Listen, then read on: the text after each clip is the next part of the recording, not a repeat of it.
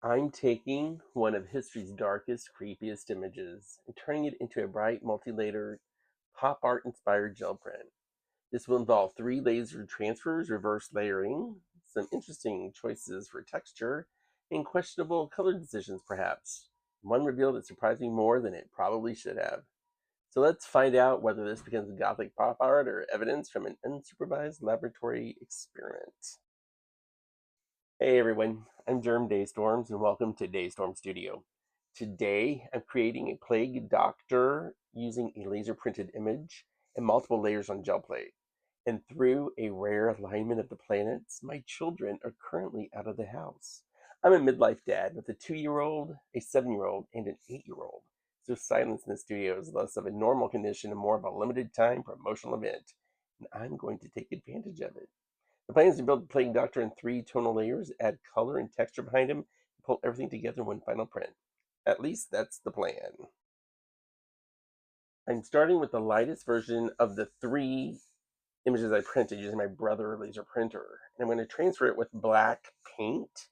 This is going to create the finest details with the darkest outlines in the finished piece.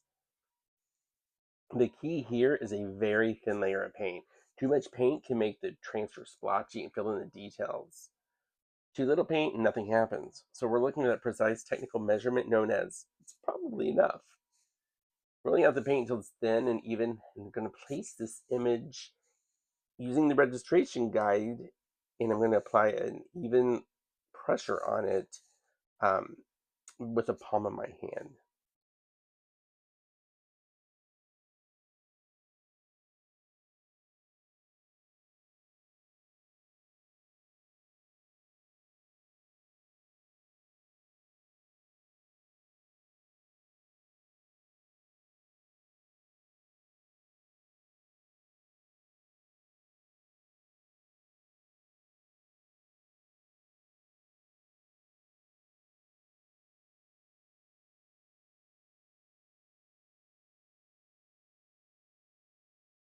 There we go. The transfer is not perfectly clean around the edges, but I'm planning to trim the bottom portion later. Uh, so I'm not going to spend 20 minutes solving a problem that will eventually be removed with scissors. Personal growth. There it is. I'll clean it up a couple of the distracting spots with a baby wipe or a little tape. And then this first layer has to dry completely.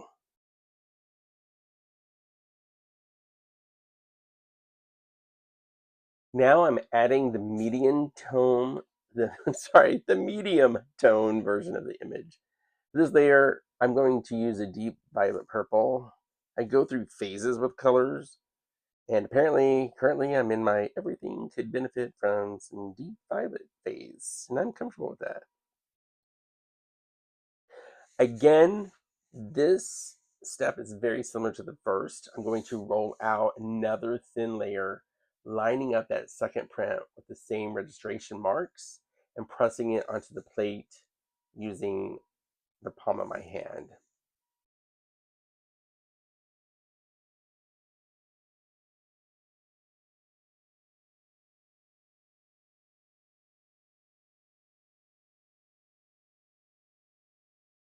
And look at that.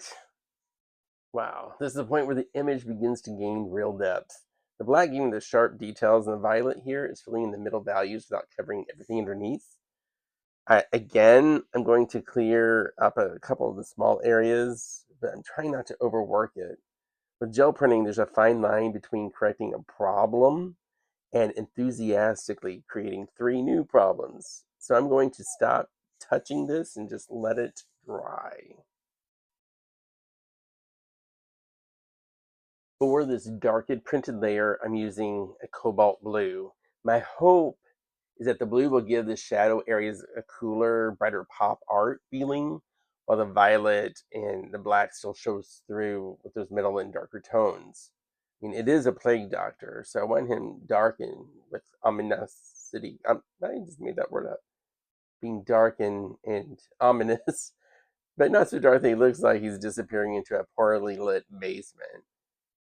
As just like the last time, I will be using the registration guide and keep the paint layer thin because this has got to line up perfectly. So that way you get that good image transfer with all the different layers. And now we have it. We have all three tonal layers. And I can even flip the plate over to get a better idea of where this is going.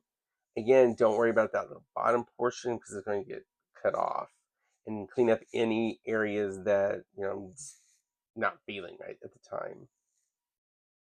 I'm really liking this. The goggles are really especially interesting. Briefly considered adding something completely different inside the eyes, but at this stage I'm trying to remember that not every available idea has to be used on the same piece of art. That lesson has taken me several decades to master. Before I add in the background or any texture to it, what I have to protect the plague doctor himself. I'm going to start with this parchment color on the beaked mask. I don't want it bright white here because I do want the image itself on the doctor to feel aged and slightly worn. And yes, while I'm painting from the back, this will look strange. Actually, by the end, it's going to look terrible.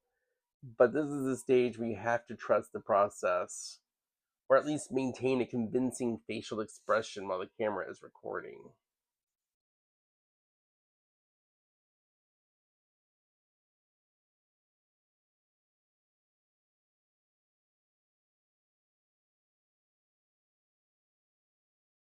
Because the original photograph has deep shadows around the mask and the hood, I do keep checking the reference image off to the side, just to make sure I'm not painting over details that need to remain dark.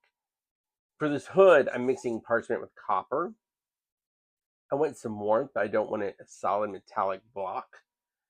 This mixture is going to let the hood remain distinct from the mask while still trying to tie together all the colors. I'm going to add more copper in the lighter areas and allowing the darker blue and the violet layers to remain visible in the shadows. I told you this does start to look pretty terrible on this side. At this point, it looks like a cross between a nightmare and a Star Wars character. But let's turn it over. Wow, I do. I really like that. Now the mask and the hood are separated, but that image still feels cohesive. He is a homely old salt, isn't he? I feel like he has strong opinions about modern medicine.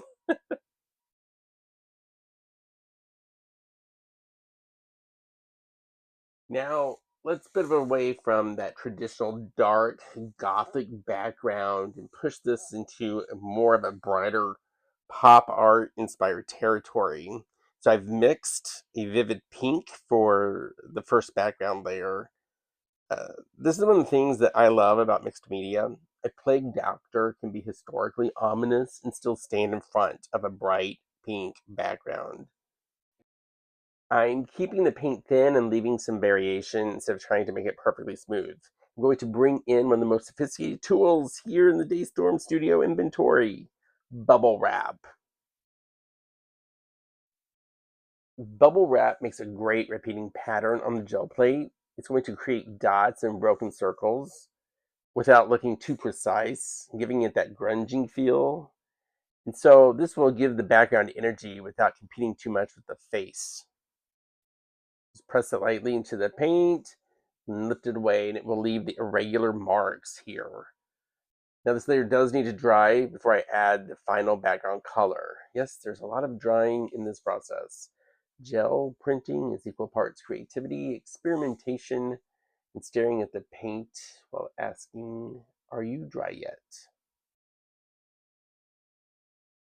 Once the textured background is dry, I'm going to add titanium white across the entire background.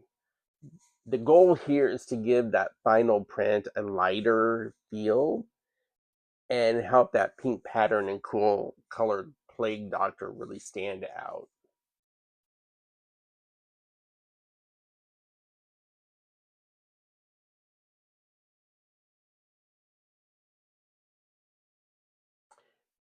Of course, my children now return, so the quiet studio era has ended. Any yelling in the background is not a part of a professional wrestling event. It is simply three brothers reestablishing the natural balance of the household. I am going to let this final layer dry completely, then we can pull the print. I was going to wait until morning. I really was, but the plate looked too good, and patience has never been my most cinematic quality.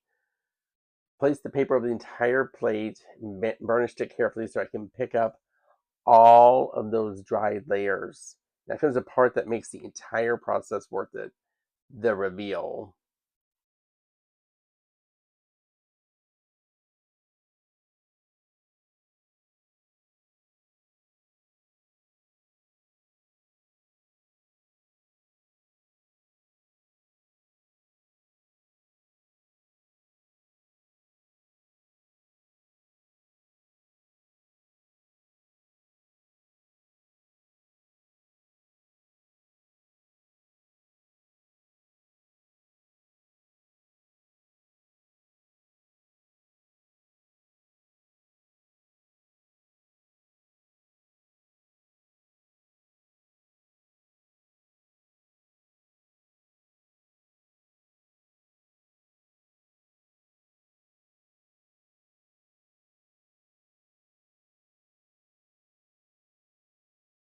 Oh, wow, that came up incredibly clean. The blue and violet created so much depth on the face.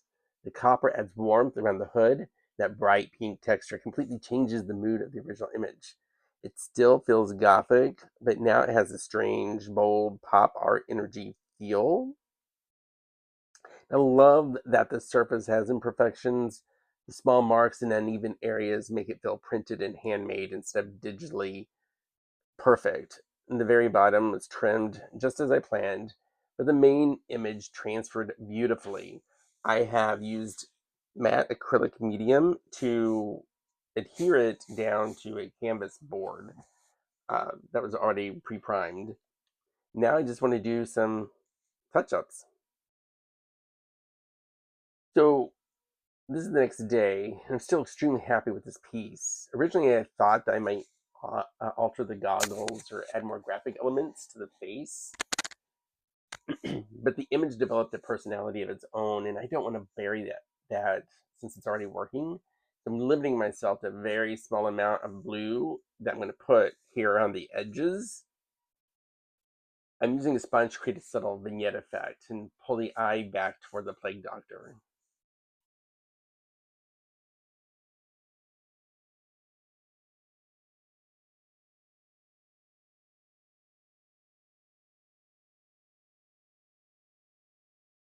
This is another important part of the process, and that's knowing when a piece needs more and knowing when more is just the artist becoming dangerous. I think this only needs this small touch up. The pink still shines through, the face remains the center of attention, and the edges now feel a little more finished, so I'm stopping. Please document that rare event. Let me know in the comments whether you would have changed the goggles or whether stopping here was the right decision. If you've enjoyed this, or with gel printing, mixed media experiments, a little bit of weirdness, like the video and subscribe to Daystorm Studio. Thank you for spending part of your day with me. Now it's time to clean up the studio. Yeah, right. Have a great day.